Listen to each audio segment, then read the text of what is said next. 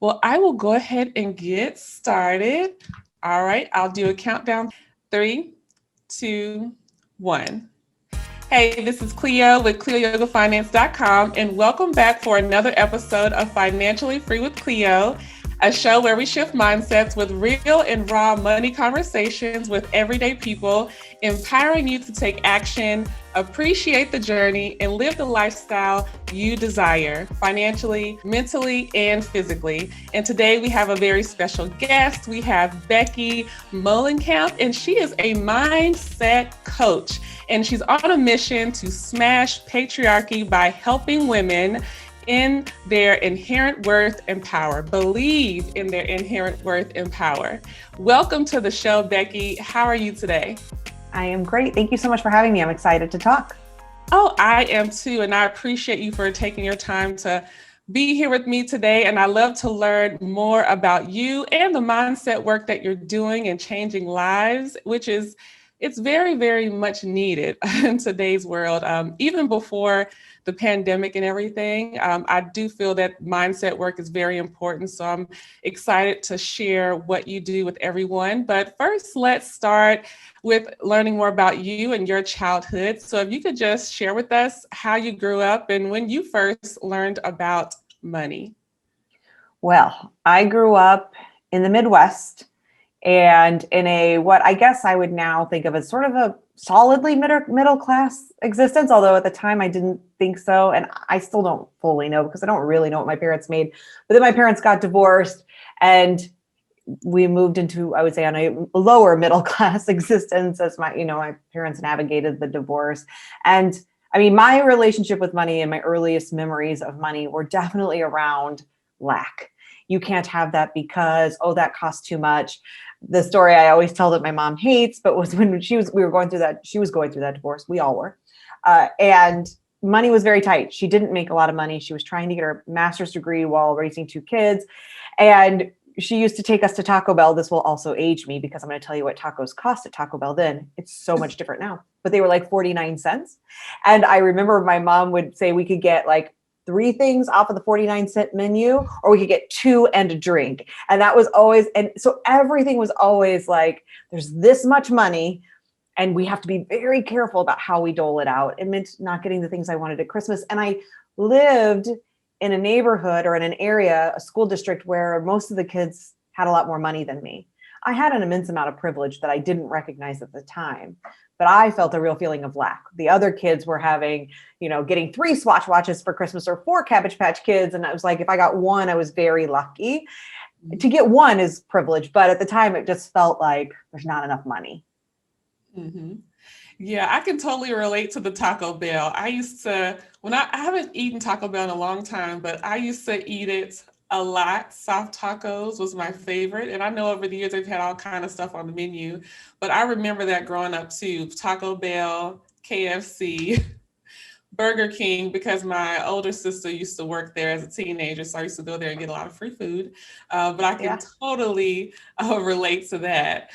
So when you think about just from, growing up, even young adulthood and up until now, what do you feel is your best money decision that you've made thus far? Oh, that's a great question. My best money decision I've made so far, I think, was in my personal business. And that was start shifting to the profit first method. Now, there's plenty of money coaches out there that don't like that method, a lot of accountants that don't, and I totally get it. So it's not for everyone. But for me, as somebody who avoided money, who didn't want to look at my money because it was scary and overwhelming and made me feel like there's not enough, I would just ignore it, which led to there not being enough. So it was a really self-defeating activity. I switched to profit first a few years back. And since then, I have paid myself regularly every 2 weeks. I have money in savings. I have money to pay my taxes. I haven't made more money yet. I am a better steward of my money. And suddenly it feels like there's more money. Literally, I've been plateaued in my income, my revenue for the last 3 years. But the amount of money I'm able to keep has dramatically shifted because I'm actually watching my money and being careful with my money and deliberate about where it's going. It's made all the difference. And when you compare that to when you first started your business, do you feel more in control of everything versus when you first started? Yes. And it's so funny. I've had this conversation with other people who are similar to me and who have gone to profit first or who are thinking about it. And there's this feeling that you have that I think is a lie we tell ourselves to continue to be able to avoid money. But we believe, oh, if I do that, it's too rigid. There won't be enough. That was always my fear. It's like, oh, I can't switch to that method. There won't be enough money. If I have to put some money into profit and money into operating expenses and money into taxes, like there won't be enough money. How will that work? I can barely continue to pay myself right now. I can barely like scrape by. How would it work? And so it felt too controlling. It felt too rigid. It felt too like too much lack. And it has been absolutely the opposite. It has been freeing. It has led to more abundance. It has actually felt like I am in control finally. And it's fun, which I never thought I would think. It is fun now to log into my business bank account and look at the money, to look at those numbers, to watch numbers actually grow, to know I have enough money to pay myself, even when in the last month, maybe I made far less money than the month before. Because previously it was like all money that came in went into my personal account and I spent it as it came in. And then suddenly when there wasn't as much money coming in, I had no money. And looking at it now, it seems so obvious, but when you're in it and living that way, it feels like there's no way out. And I remember that feeling. And yes, I feel so much more in control and free. Yeah, I can totally relate too, because I think sometimes some of us, we don't want to look at the numbers or check the accounts, or even when you mention about, having money set aside for taxes and things like that, it can be intimidating and kind of scary, but it's like if you can only avoid it for so long until you're forced to really take a look at it and get organized. But I agree, I feel so much more in control as well. And I just feel more confident too, knowing that I set time to actually get it all organized. But I know it's an ongoing thing because I'm still learning and growing as well. But in business and your personal finances, it's just better to be as organized as you can be and continue to apply new things that you learn so it can work better for you, because it's all going to help you in the long run. Yeah, I avoided it for a decade. And where that got me was every year on my taxes, forget paying quarterly taxes. I was behind by a full year and even more, and then got to the place of having to work with the IRS on a payment plan. And like it just snowballed and got worse and worse and worse. And then the deeper I was digging that hole, the more it felt impossible to ever get out. And I am out of that hole. In literally 1 year, without making more money, 1 year, I was able to get out of the hole and ahead. And now to where I don't have to worry about taxes. I know I have the money to pay them. I have enough to pay this year, my taxes for this year, and I'll have enough to pay next year. I can pay quarterly. I can pay myself. Like it's just night and day. And it's amazing that it was literally not about making more money. It was truly about facing my money, which was terrifying. And then like becoming a responsible steward of my money, me being the person in charge of my money instead of my money controlling me. Ooh, that's so good, because I think sometimes we underestimate that. We forget about that. But it is true. Once you get more control of that area, it's like you have more strength and energy to focus on other parts of the business and even other parts of your personal life too. Because if you're so worried and stressed about your money situation, once you get that under control, not saying it's to be perfect and that you'll never make mistakes, but once you get it to a point where you feel like this system is and this workflow is working for me, you can focus on other things and actually elevate more personally and professionally. So I love that. And as far as other money decisions that you've made, is there anything that you feel like is your biggest money lesson learned? Well, I feel like it's that one, but I will, as another example, I will say, and my husband, we have very different relationships with money. I think in some ways we have a similar experience of being raised in kind of a lower to middle class, experience. Although I think his family had more money, his parents didn't get divorced. They were much more responsible with their money, had savings and all that. But his lessons that he learned were a similar sort of like, there's not enough money. So like save, save, save. The difference is he responded to that by like falling in line and saying, okay, I'm going to save every penny. I'm going to be really responsible with my money. Right. I sort of rebelled and was like, well, if there's not enough money, then I'm just going to spend what I have. And like, what's the point? And I'll just spend all of my money because I didn't get to spend money. Like I didn't get to have the things I wanted as a kid. So now like, oh, they're paying me money. Oh, they're going to give me a credit card. Cool. I'll buy all the things I want. Right. So it's kind of a different reaction to a similar experience. And sometimes it drives me nuts because it means he doesn't want to spend money. He's been complaining about his car, the car that he inherited from me when we had a child and we had to get a family car. He's been complaining about it for 5 years and he won't get a new car. And it makes me crazy, right? Because I used to literally every 2 years, I got a new car, brand new. Not even a lease usually. I did lease like once, but normally it was just, I went out and bought a new car because why not, right? And luckily, somehow I managed to not really ever be upside down. I think one time I was upside down on a loan. I managed to somehow always be okay, but I was spending an insane amount of money on a car payment. And what I will say is that I have gotten from him and him being more responsible is we now have 2 cars. They're both paid off. We are able to use the money that would have been going into car loans to put into savings and to getting out of any other debt we have, because we have some remaining credit card debt, not much, and some student loan debt on his end. Mm-hmm. And that is a lot, but we're able to put that money that would have gone into car payments into other things. And we have 2 totally functioning, fantastically fine cars. Are they the newest? No. Are they the prettiest and shiniest and coolest? No. That can be hard for me sometimes because I'm used to driving a shiny new car every 2 years. Mm-hmm. But it's also okay. And I've learned it's okay. And that money feels good to be spending elsewhere. And to know that when we do need to get a new car, we'll be able to do it in a way that will not put me into a $600 a month car payment. And that feels really good. And so sometimes it's hard because it's like, I have to sacrifice in my mind, the fun thing that I used to get. But actually, again, it's kind of like that. Oh, it was fun to be able to spend whatever money I wanted, but I actually feel far more in control now. So the old thing comes up all the time. That voice is saying like, but you could have a shiny new car. And this car is not that fun. And like, it doesn't even have like, a electronic panel on it, like every new car. This is no fun. And then it's like, what do I care? How much time I am actually in my car? Like, and doesn't it feel nice to have that money every month? And so the answer is yes. And so even though, like you said, like you get, like I'm a better financial steward, I'll never be perfect at it. There are still times where my brain kicks in and I don't want to go look at my money, and I don't for a while. And then when I do, and I have an overdraft notice or whatever, or a bank fee or something, I think, this is it. There's that reminder. And I try to find the gratitude. Thank you, reminder of this fee. This is why I need to continue to have these money dates with myself, continue to face the fear and be in it and allow for the uncomfortable feelings of like, ooh, this car is old, or, oh, I don't get to go buy the thing I really want today.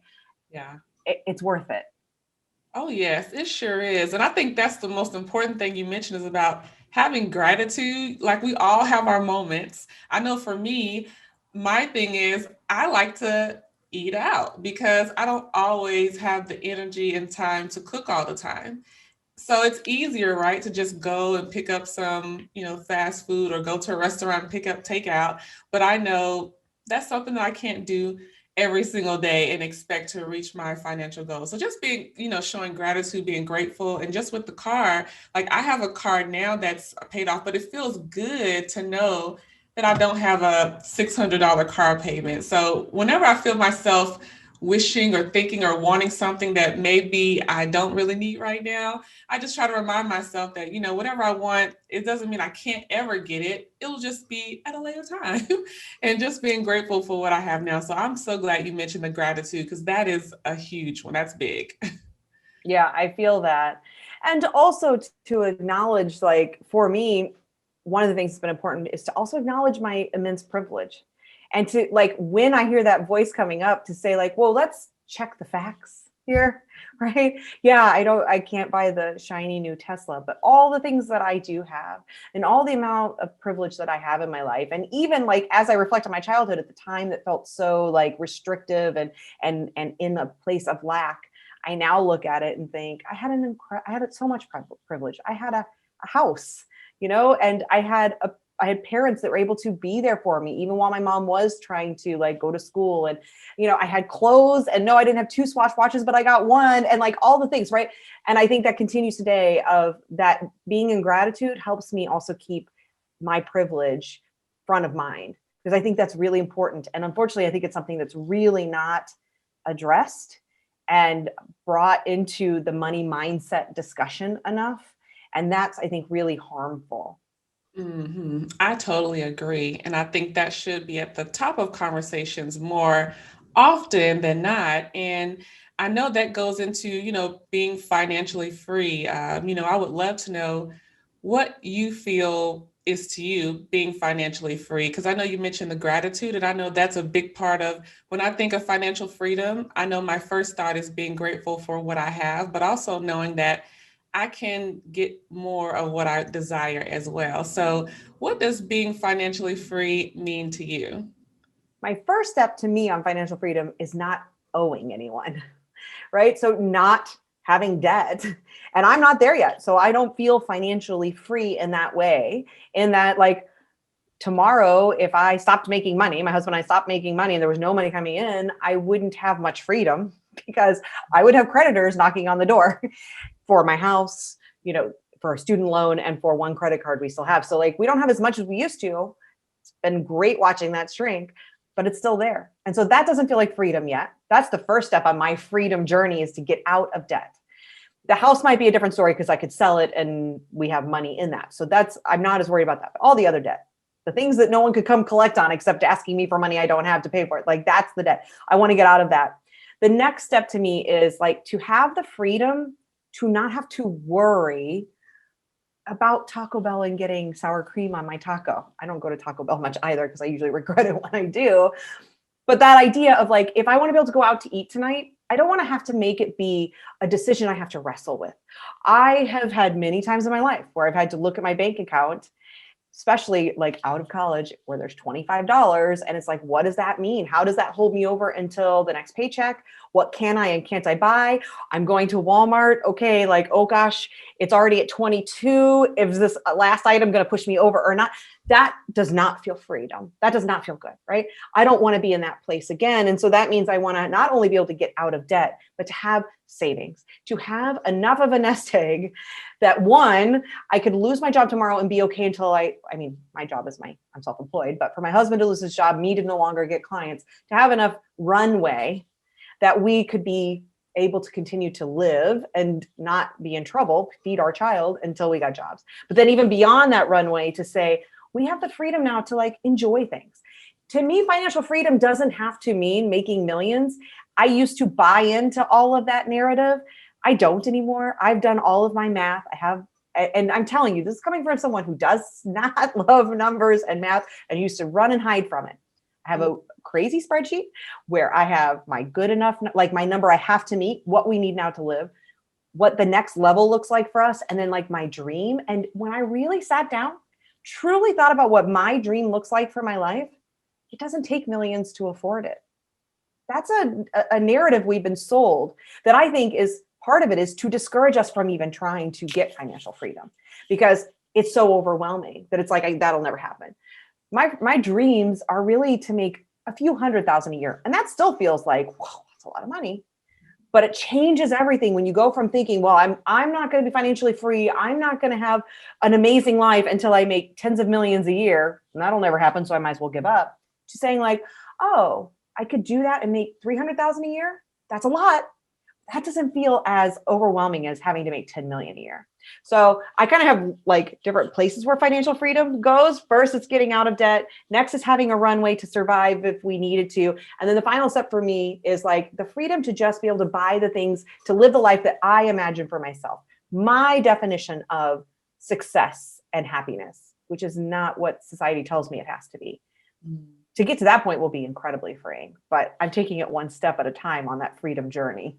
Yes. And I love that how you broke that down, because I want people to know that, being financially free doesn't mean that we're perfect or have it all together, or that we don't make mistakes or have, ups and downs, or that our, definition of being financially free, it can change over time as well. And I don't know if I should use the word basic, but I feel like I'm very minimal. Like, I don't need to make $1 million either to feel financially free, be financially free, or to feel like I've made it. Because the things that I know I like and enjoy and want to do, it's not going to require millions of dollars either. And for those out there that, your goal is to be a billionaire and a millionaire, that's totally fine because that's your goals. But I totally relate to that as well, is that, I don't necessarily have to have $1 million or millions of dollars to really feel like I'm living a fulfilling financial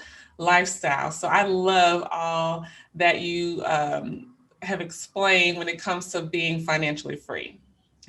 Yeah. And I think some of that is, well, I think a lot of it is just this narrative that's rooted in white patriarchy that we've all been indoctrinated into. And so we just sort of believe until we dismantle it for ourselves that everything is about more, better, bigger, faster, right? That's the messaging we get. And so very often we just sort of, we go along, we go with the flow of what we know to be true without really questioning it, which is, that's of course, that's not about blaming you, of course, right? Of course we do that because that's how we are all raised in what we believe.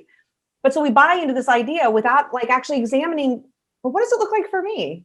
And why do I need that? Why does it need to be bigger? Why does it need to be faster? Why does it need to be first, the best, whatever? Do I need that? What does it actually mean for me? And that to me is where power, like that's real power. That's real freedom to stop, examine what your life, you want it to look like without it being because you're performing or because someone told you had to, or because you think it needs to be that way. What does it look like for you? The other stuff is all that like playing bigger mentality that can in some ways be helpful and liberating in like that, oh, I can ask for more and want for more. When it's coming from that place that feels expansive, that's great. But very often it's coming from a place that actually feels limiting and restrictive because it feels like if I don't perform, if I don't measure up, if I don't compare to everyone else, then I am bad. I am not worthy. When it feels that way, when it feels constricting and not expansive and freeing, then it's not healthy and helpful. So to watch for that of like, what part of this narrative am I buying into that's helping me, that feels good? And what parts of this don't feel good? And the parts that don't feel good, then to say like, let me examine them. Let me write my definitions for these things, for what success looks like, for financial freedom. I love that you asked that because it's different for everyone. What do you want it to look like? What do you want your life to feel like? How does that look financially? And that is okay. Instead of it feeling like you're basic, although what's wrong with that word? Great, you're basic. You're a minimalist. I like that word too. But like, no, you just know what you want. Yeah, that's powerful. Like, I think that's amazing. Let's get there. Everything else is BS. That is patriarchy stuff that's trying to keep us in our place. Because when in that old narrative, that structure of like, you have to have more, better, now, fast, good, whatever. And if you don't, the inherent message in that is if you don't, then you're not very good. You're not worthy. You don't measure up. When you're buying into that, and it's nearly impossible given realities of living in white patriarchy that never get discussed when we talk about money mindset and manifesting. Mm-hmm. Given those economic realities, you're being asked to do something, expected to do something that's nearly impossible or very difficult. And then when you can't, because why could you? Then it's something wrong with you. That's what happens in that manifesting message. Mm-hmm. If you believe it enough, it'll happen.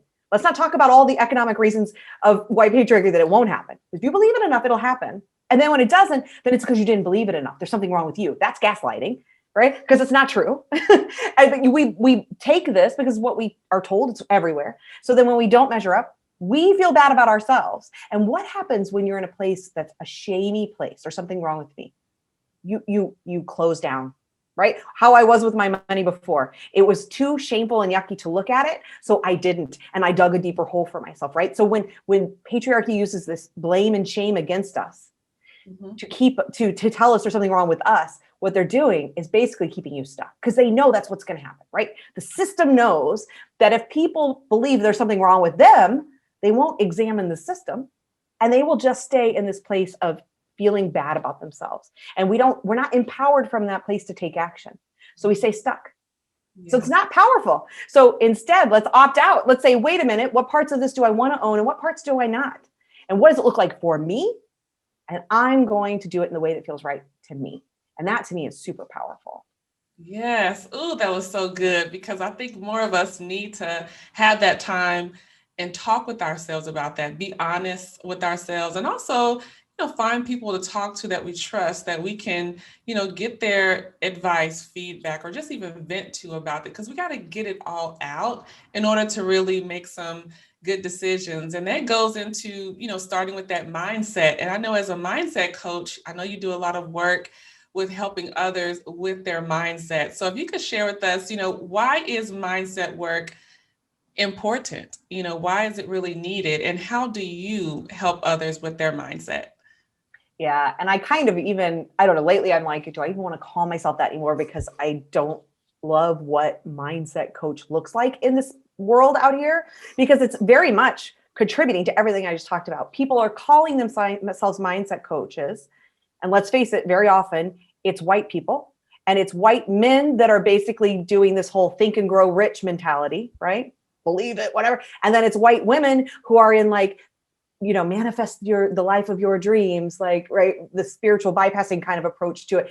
Either way, it's really harmful because what they're telling you is they're playing into exactly what I just said, this white patriarchy idea of like, well, if you just believe it, then it'll happen. And if you don't, there's something wrong with you, without acknowledging their own immense privilege. And so the first thing I would say is like, if you're looking for coaching, because you talked about getting support like from friends and family, and that's helpful. Sometimes friends and family aren't always helpful because they are still buying into, they're so deeply rooted in their own money stories that they can't help you, right? Because they can't see past their own money stories. So sometimes that means we turn to coaches for help, or, whoever is doing this work, gurus. But the problem is then we're giving our money to people who are not helping either. They're being harmful because they're just perpetuating these same patriarchal tools and messages. So if the coaching that you're seeking out does not address, not just acknowledge, but really address the economic realities of white privilege and white patriarchy, then run for the hills, because that is harmful, not helpful. It needs to be something that's saying, yes, you have some role to play in how you show up in the world, right? In your relationship with money. And that relationship with money is informed by very real things that happen by living in these systems we live in. So let's take time to separate that out. Let's figure out what parts of this mindset problem I have are mine or are even a problem. Most of the work doesn't do that. That's out there. It's just going to tell you all these like techniques to really manifest, to make a vision board, to hold belief, blah, blah, blah. That's really lovely for people who have a lot of privilege to make that happen. I love Rachel Cargill. If people don't know her, go follow her. And one of my favorite things she said is, maybe you manifested it, maybe it's white privilege. Yeah, that kind of says it right there to me, that there's not enough acknowledgement happening of that. So I think when it comes to mindset, where I come from this work is, let's start to figure out that difference. Let's unlearn the patriarchal conditioning, right? Well, first let's acknowledge it. Let's get to it and say what parts of this are mindset and what parts of this are real. And then let's start to detach from the parts of that we can. Some of the stuff is well outside of our control. It's systemic, right? There's only so much you can do to affect that change. So then it's about changing your relationship with it, saying, where can I opt out if I want to? What parts of this do I no longer want to own? So starting to understand that. And then the final piece of it is the part that I think most people are doing, which is making a change. And that change, the difference I think that I bring to it is it's about self-compassion.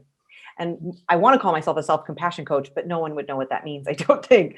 But it's about learning how to remove that shame, blame, and guilt, those tools that get used against us, and to say, this isn't about me. I'm not going to judge myself for being in the place I am. When we start to face our money fear, start to face our money story, it's easy to go into a real shamey place. Like, I did this to myself. What's wrong with me? I'll never get out of this. I'm horrible, right? We go there quick. It's easy to. So I think the most important piece of the work is to stop that, to love ourselves through change, to acknowledge and validate why we are where we are. And a lot of it had nothing, I would say 90% of it, 99, had nothing to do with us. It was the messages that were given to us by our families, yes, and a lot of money mindset work will go there. But I think we need to go bigger than that. It's important to look at the messages that were given to us by culture, society, religion, school, the business world, everywhere. All the stuff that was given to us or put upon us. And to acknowledge that, because doing that acknowledgement helps us say that I don't have to own this. This isn't me. I am not at fault. It removes that judgment and that shame to start to get to a place of loving ourselves into change. And I think truly the only real change comes from that place. We don't usually make healthy, lasting change from shame. That's why the diet industry is what it is. Why diets don't work. One of the reasons. They also don't work. Well, they don't work for a lot of reasons, but that's one of the reasons, right? And so much of what's out there is trying to get you to make change from the shamey place. Let's stop that. Don't have to do that.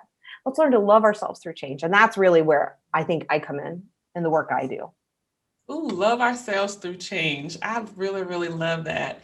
And like for people out there that really are serious about finding a mindset coach, what are, a couple of things that they can look for in trying to decide which one to hire or even to start the conversation with?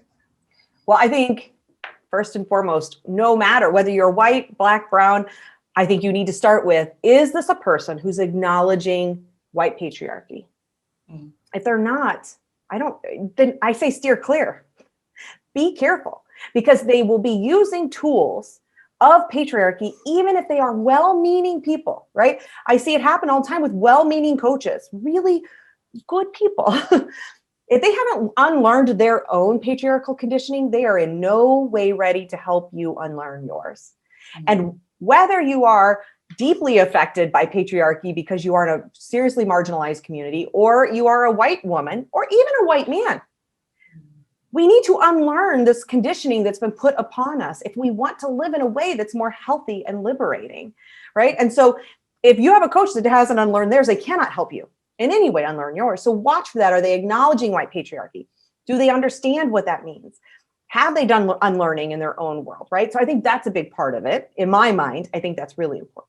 I think also after that, then it's about like, who are you comfortable with? Because for a coaching relationship to really work, you have to be willing to get vulnerable. And that's hard to do. It's hard to get vulnerable. And when we talk about money, because of all of this shamey stuff that is so wrapped up in it, it can be really vulnerable to tell someone, here's how much debt I have. Here's how I got to this place. Or to even say, this is my big, scary money goal. That can be hard to say out loud, even if you're not in debt. But just that you have a big, all of these conversations around money, because what do we all learn from our childhood? The things you don't talk about, money, sex, religion, money's right there, right? That is what we know. We don't talk about, which is really harmful and part of all of what we learn. So you have to be willing to get vulnerable with somebody. So first and foremost, I think they need to understand white patriarchy. Second, I think they need to be somebody you feel comfortable talking with. And third, let's get serious about money. Can you afford to work with them?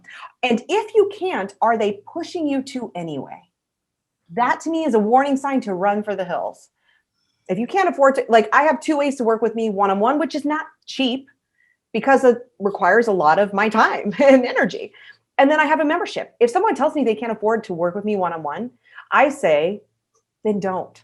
I let them know, I do not want you to take on credit card debt to work with me.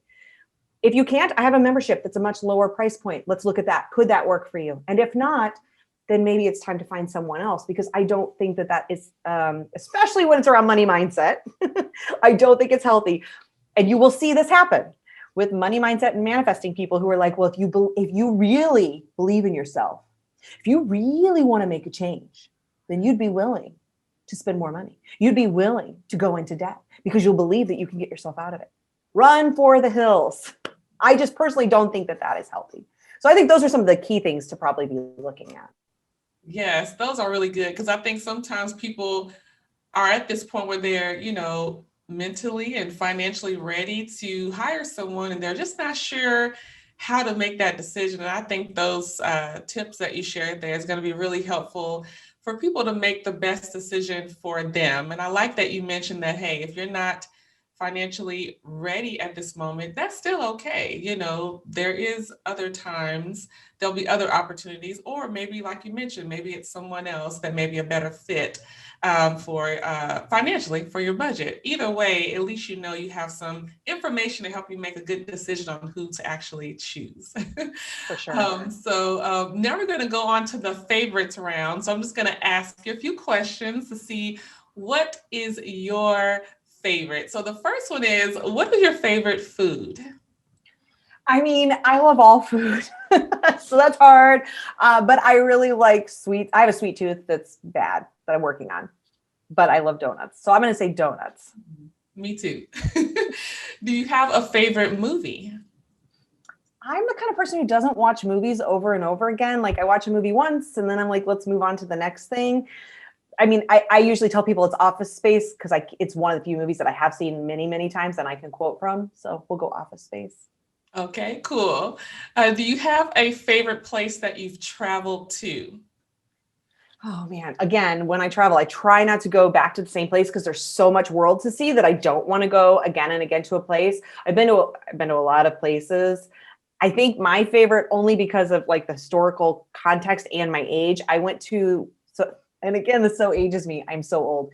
I went to the Soviet Union before it became Russia, right before, like literally the month before the coup that led to the ending of the Soviet Union. And I spent almost a month in Russia on an exchange trip when I was in high school. And that was like mind blowing, ripped open my brain about the world. And I think it's so important for people to travel when they are young and still able to like allow in new information and perspectives before we close ourselves off. So I think it was a really important trip for me. Yeah, I totally agree with that because I feel like you have to learn outside of your hometown or your country at that. So you got to get out there. Is there a place that you haven't been to yet that you're looking forward to traveling to? Oh God, so much of the world and I can't wait to travel again. And now I have a little one, so it makes it even more complicated than it used to be, but I can't wait to travel again. I haven't been to Australia. I really want to go down to that part of the world. I haven't been anywhere in Africa. I want to go on a safari and I also want to go to South Africa. There's a lot of places. So I don't know. I can't name one, but I'll at least say the continents I haven't been to yet. So those two continents I definitely want to hit. Yeah, so much to explore there, of course. All right. So if you had $500,000, what are the first three things that you would do? Not the only three, but just the first three things. Well, number one's easy because I would pay off 500,000. I'd pay off all of my debt, not my mortgage, because that one again actually is an investment and we have equity in it. But okay, so pay off my debt. Number one, easy. The next two get a little harder. I think I would put my house up for sale and buy a nicer house because we just need like just a tiny bit more room. Again, I don't have like mansion dreams here, but I just want something a little bigger. And we would probably mortgage it, put a nice down payment on it. And then number three should probably be put money in savings.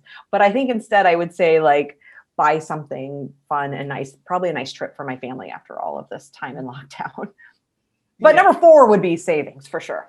Yes. Ooh, I love that. I always have to have in that trip, that vacation to go explore and have fun because you can learn and have a good time and relax all at the same time. And after this last year that we've all had, like I think we all just need expansiveness and like to get out of our own space for a while. Yes, most definitely. Working from home can be cool, but then at some point you're like, I need a vacation from home.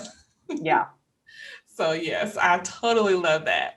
So now I'm going to just share a quick affirmation. It's just a random one, and I would love to know how this makes you feel or how does it relate to your own personal or professional journey. All right. Okay. I accept new opportunities for more income. Ooh, I accept new opportunity. I mean, that's kind of like, I don't know what it means, but it's kind of exciting because I feel like it is allowing for what appears. And I am very much in that place of like, let's see what comes my way. So for me, I don't know what it's going to mean. To me, it feels more like be open to the possibility instead of closing yourself off, which I'm definitely always trying to do. So I'm excited to see what might present itself as some new opportunity that I didn't know was going to be coming. Because they always do when you're open to allowing for it. Mm-hmm. They just come unexpectedly sometimes. So being open and ready to receive it is the key. So yes, I love that one. And also here, I just want to know some advice you would tell yourself. So, sometimes we're usually asked, what advice we would give to our younger selves. But I would like to know, what advice would you give to yourself right now? And this could be any type of life advice. Well, then I'm going to step outside of money, but only sort of, because it all comes back to money. I suffer from anxiety. I have like diagnosable anxiety disorder, and I worry a lot. And it's easy to say just worry less, but maybe I would say like just breathe more, because the more that I slow down and breathe, the less I worry. So it's like telling somebody who has anxiety, just don't worry so much. It's like, that's useless. So if you know anyone who does, don't do that. But what you can say is like, breathe more. Because when we stop to breathe and slow ourselves down, typically some of that will help to ease the anxiety. So I think my biggest advice is just like breathe more, which really what I'm saying there is use my tools, use the tools I know that work for me, right? Especially in the moments when I feel the most stress. Sometimes it's stress around money, but for me, mostly it's stress around my kid. Because that's where my anxiety shows up. So breathe more. Yes, I love that. I think we can underestimate the power of breathing more and breath work, because even just in practicing yoga or just working out or being physically active, if we are breathing properly or breathing just normally, we're able to do more physically and mentally. So I love that you mentioned that breathe more. It'll help in all areas. So if you could let us know, how can we support you? How can we connect with you? And for those who would like to get some mindset work, how they can get that started. First of all, I just want to say, I love that you said support instead of help. I just was reading something somewhere, because, probably Instagram, but anyway, about using the word support instead of help, because it feels like more of an invitation and less of like a charity act. It doesn't make people feel as bad. It makes them feel welcomed and cared for. So it's beautiful. Thank you. And it's something I want to really be working on, is changing that language for myself. How can you support me? Well, if you resonate with my approach to this work, I would absolutely love to welcome people into my community. My membership is called Gutsy Boss Club. And it's not just for business owners. It's about people who want to be the bosses of their life, who want to be courageous bosses of their life. And it's open to women, femmes, and thems. So anyone who kind of identifies on that spectrum of femininity. And I would love to welcome anyone in who is excited about this approach to this work. And if you're not sure, or you just need to know me a little better, you can follow me on Instagram, and you can also check my reels, where you can find how toxic masculinity works when people reply to my reels about patriarchy. Yes, I love it. Thank you so much. And I love your reels, by the way. And It's fun reading. It's great. I mean, boy, watching those fragile white guys show up they think they're hurting me. They are providing me with the most laughter. My husband yesterday came home after one where it was particularly venomous responses. And he was like, I'm so upset. And I'm like, why? I said, I have been cracking up at all the things they've been saying. Like, one person tried to really insult me by saying she looks 45, but she can't have a kid, which I don't even understand but I was like, oh, he's trying to insult me, but I'm actually 46. And so that's great. Thank you. And I know he probably thought that was the most horrible insult. Anyway, I think it's hilarious. So you can always come and check that out. If nothing else, let that amuse you. Yes, thank you. There's going to be people that will always have something to say, no matter what we do. So it's like the best thing we can do is just be our authentic selves and live our lives the way we like to live them. And when people show up and want to troll or just say crazy things, just like you said, it didn't insult you. You're still doing you. It's not going to make you stop, putting your message out there. That's the important thing, is not allowing people to silence you. Well, to bring it back to money mindset, just as we're talking about that, when you confront your money stories and stories that have been handed down to you, and you decide to create a new relationship with money for yourself, it's not the same as what I was just talking about, but you will hear about it. Mm-hmm. People will question you. The people in your life who gave you those stories, who aren't ready to confront their own story, are going to have something to say. So like, the more that we speak truth to power or step into our own truth, it will be met with a reaction. sometimes a negative one, sometimes a really harsh one. And it can be hard. It can be hard because then it's going to be like, oh, maybe I can't question this money story. Maybe I can't change this relationship. Oh, what's wrong with me? Because that guilt and shame and blame, those tools will be used again. They always are. And so it's really important to develop that self-compassion, that work that I like to do with people, to learn how to have compassion for yourself, love for yourself, because the world is going to start to give you messages that may not be so loving. And you have to be able to give it to yourself to be able to continue to move forward in your truth. So even around money, it will happen. It just does. You have gotten to this place you have with money, this relationship with money, for a reason. There have been people in your life who are helping to continue that message for you. And if you want to opt out of it, you're going to hear from them. And it's going to be hard. So you have to be prepared to love yourself through that. Yes, very, very, very important to love yourself, just like she said, just like Becky said, because I think we can't stress that enough, or let's not use stress, say that enough, because it is important. And as you elevate in life and continue to put your message out there, there are going to be people who want to challenge you and bring up things that's meant to stop you, but we're not giving up. So today is the perfect time for you to start on that mindset work. And that's one of the areas that's the most important to start working on your personal or professional journey. So make sure you take the time out to check out Becky. Go to her Instagram, go to her website, inquire about her services if you're ready to elevate in your mindset. And this is the end of the show, and it always goes by so quickly. But I definitely appreciate you, Becky, for taking the time out to talk with me today and share your knowledge and expertise. I learned as well, and I got some great reminders that I need to implement in my life. And I hope that everyone out there listening is going to apply those mindset tips in your life and make that first step or the next step in your mindset journey. And of course, at the end of every show, I always encourage you to just take it one step at a time and do your best every single day. And don't wonder what if. Take a risk, and I will see you next week. You